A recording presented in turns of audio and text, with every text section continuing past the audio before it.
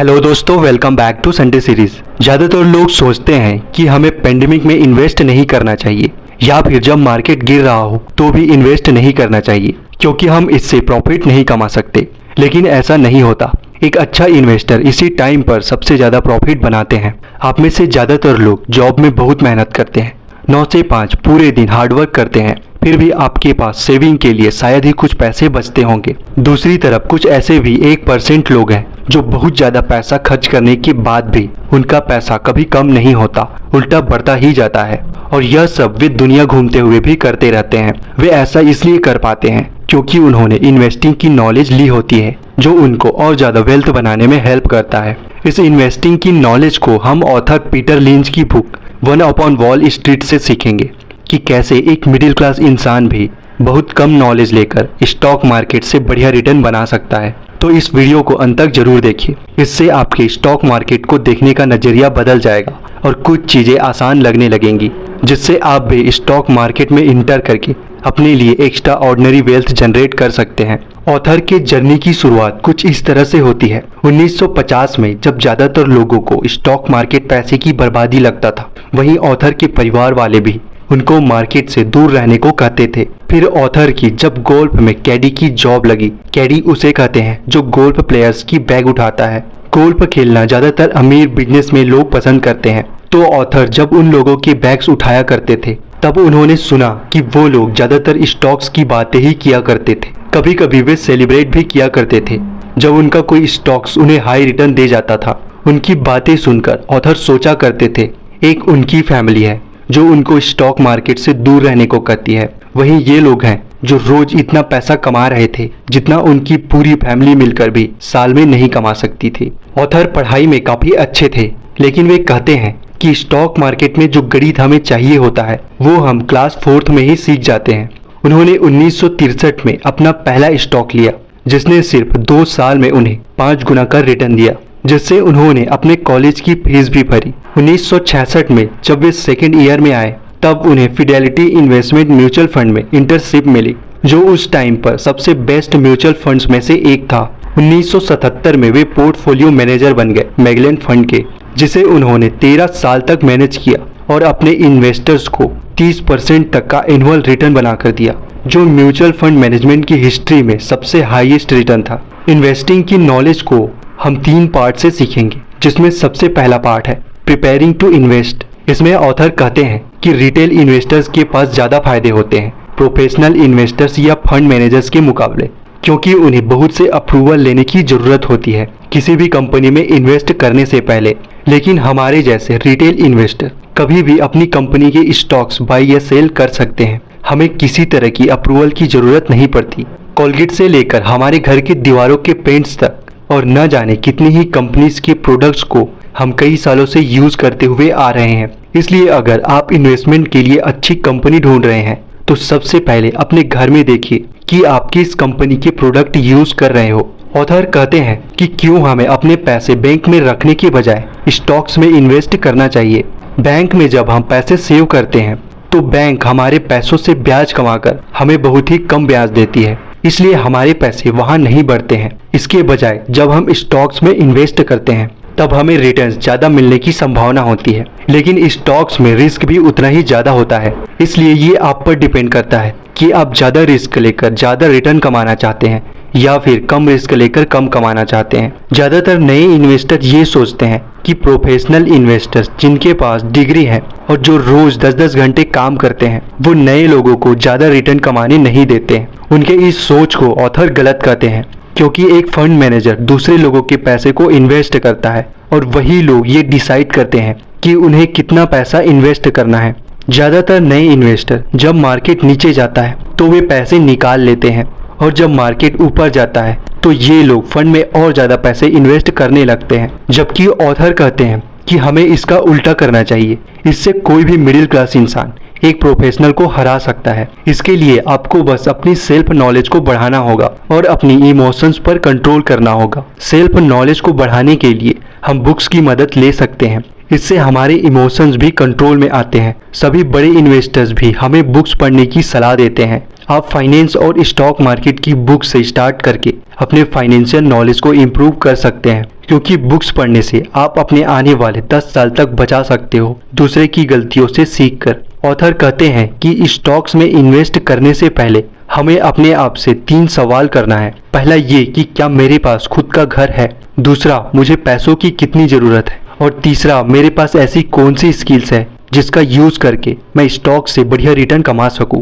क्योंकि स्टॉक्स में इन्वेस्ट करने से पहले आपके पास खुद का एक घर होना चाहिए। इससे आपके रेंट के पैसे बचने लगते हैं और मेंटल खुशी भी मिलती है कि आपके पास खुद का घर है। दूसरे सवाल का मतलब आपको उतने ही पैसे इन्वेस्ट करने चाहिए जिसको अगर आप लूज कर भी दो तो भी आपके डेली लाइफ में कोई फर्क ना पड़े। तीसरा है स्किल्स, यानी आप में पेशेंस, सेल्फ रिलायंस और कॉमन सेंस जैसे नॉर्मल स्किल्स होनी चाहिए।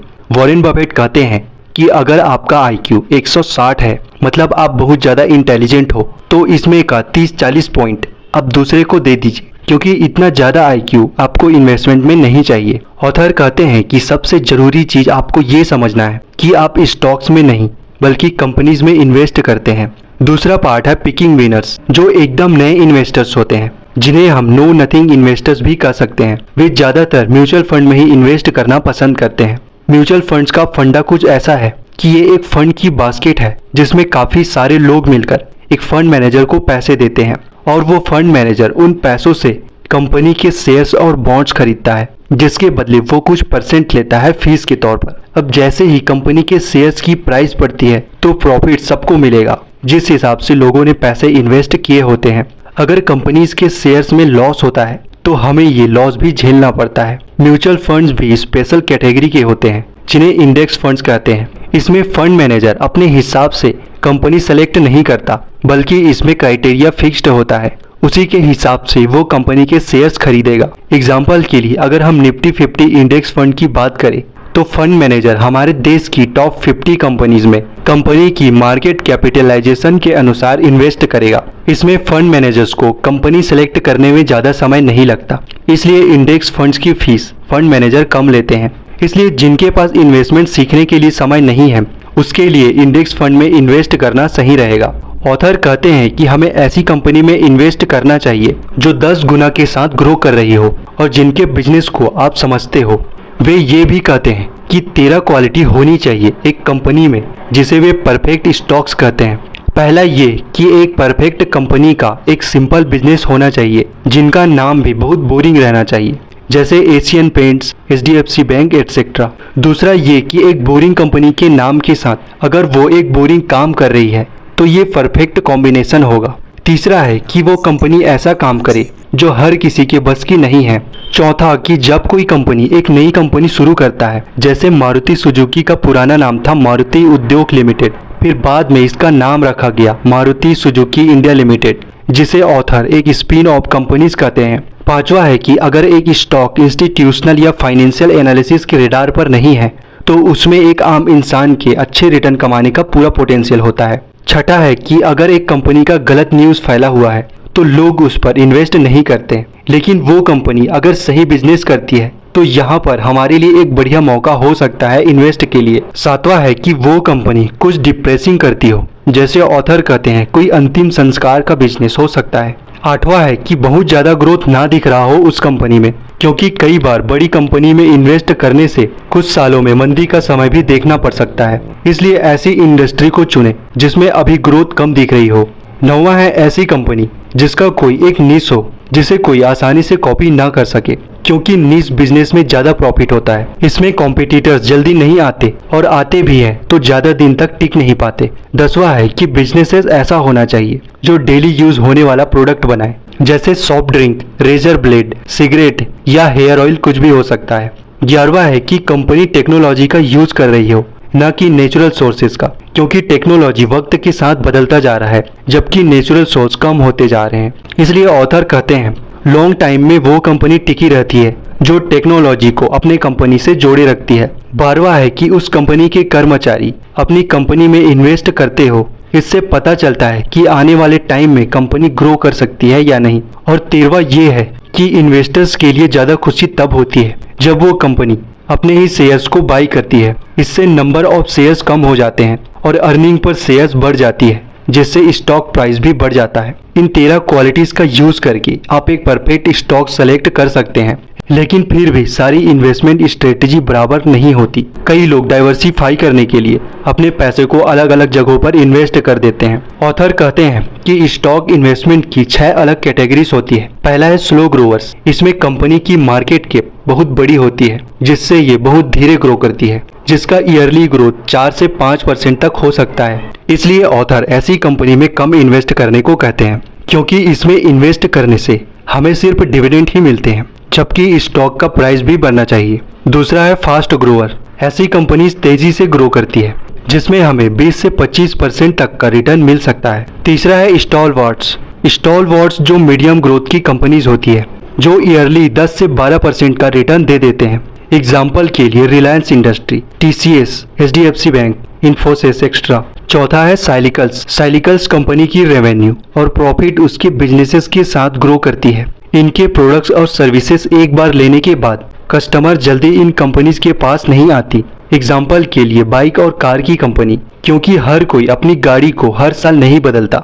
एक बार गाड़ी लेने के बाद वो कस्टमर उस शोरूम में आने के लिए 5 से 6 साल तक का समय लगा देता है। ऐसी कंपनी में सही टाइम पर इन्वेस्ट करके निकल जाओ तो इनमें प्रॉफिट अच्छे होने के चांसेस बढ़ जाते हैं। पांचवा है टर्न अराउंड। ये ऐसी कंपनीज होती हैं जो फिलहाल स्ट्रगल कर रही होती है, लेकिन फ्यूचर में ग्रोथ होने का पोटेंशियल इनमें बहुत होता है। लेकिन बहुत कम ही कंपनीज होती हैं जो खुद को रिकवर कर पाती है। छठा है एसेट्स प्ले।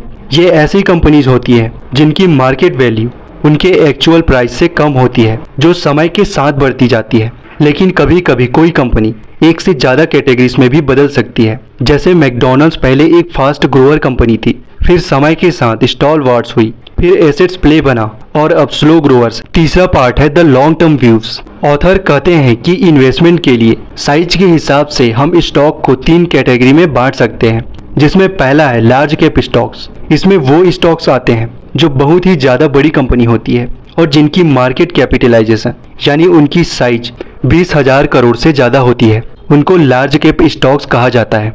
जैसे Reliance, TCS, HDFC bank, SBI bank, ये सब लार्ज कैप स्टॉक्स में आते हैं, क्योंकि इनकी मार्केट कैपिटलाइजेशन 20,000 करोड़ से ज़्यादा है। इनमें इन्वेस्ट करने का फायदा ये है कि इनमें रिस्क बहुत कम होता है, लेकिन मल्टीबैगर रिटर्न मिलने के चांसेस बहुत कम होते हैं। दूसरा है मिड कैप स्टॉक्स, यानी मीडियम साइज की कंपनी। ज़्यादातर ऐसी कंपनीज जिनकी मार्केट कैपिटलाइजेशन 5,000 करोड़ से लेकर 20,000 करोड़ के बीच होती है, उन्हें मीडियम कैप कंपनीज बोला जाता है। जैसे Avanti Feeds, Olectra Green Tech, Newgen Software और इजी ट्रिप प्लानर एटसेट्रा। ऐसी कंपनीज में रिस्क थोड़ा ज़्यादा होता है, लेकिन उसी हिसाब से रिटर्न भी इसमें ज़्यादा होता है। जैसे अगर कोई कंपनी 10,000 करोड़ की है तो वो आसानी से 20,000, 30,000 या 40,000 करोड़ की भी हो सकती है। लेकिन अगर हम रिलायंस की बात करें, जिसकी मार्केट कैप 16 लाख करोड़ है, तो उसको 32 लाख करोड़ तक पहुंचने में बहुत ज़्यादा समय लग सकता है, क्योंकि कंपनी जितनी बड़ी होती है उसके लिए उतने एक्सपेंड करने के चांसेस कम हो जाते हैं। इसके बाद इन्वेस्ट करने के तीसरे टाइप का स्टॉक है स्मॉल कैप स्टॉक्स। ये ऐसी कंपनीज होती है जिसकी मार्केट कैपिटलाइजेशन 5,000 करोड़ से कम होती है, उसको स्मॉल कैप स्टॉक्स कहा जाता है। एग्जाम्पल के लिए ओरिएंट इलेक्ट्रिक, टाटा कॉफी और idea forge small cap stocks में आ जाते हैं। इस तरह के स्टॉक्स में हाई रिटर्न देने के चांसेस बहुत ज़्यादा होते हैं और उतना ही रिस्की भी होता है। इसलिए आप जिस भी स्टॉक्स या म्यूचुअल फंड में इन्वेस्ट करें, लंबे समय के लिए करें। ऑथर कहते हैं कि जो स्टॉक्स ट्रेंडी होता है, यानी जिसके बारे में सभी बातें कर रहे हो कि ये स्टॉक्स बहुत रिटर्न देने वाला है अगले 1 साल में, तो ऐसे स्टॉक में हमें इन्वेस्ट नहीं करना चाहिए, क्योंकि ऐसे हॉट स्टॉक्स बहुत जल्दी ऊपर जाते हैं और नीचे भी उसी स्पीड से आते हैं, जिसमें इन्वेस्टर्स को लॉस होने का बहुत बड़ा चांस होता है। साथ ही इन्वेस्टमेंट करने से पहले हमें कंपनी की PE रेशियो यानी प्राइस टू अर्निंग रेशियो देखनी चाहिए। PE रेशियो जितना कम होता है, इन्वेस्टमेंट प्राइस उतना ही अच्छा माना जाता है। तो ये थे ऑथर पीटर लिंच की book one upon wall street के 3 इंपॉर्टेंट पार्ट। आई होप आपको ये समरी अच्छी लगी होगी और आपने कुछ नया जरूर सीखा है। अच्छी लगी हो तो लाइक, कमेंट और सब्सक्राइब जरूर करें। मिलते हैं नेक्स्ट वीडियो में, तब तक के लिए जय हिंद।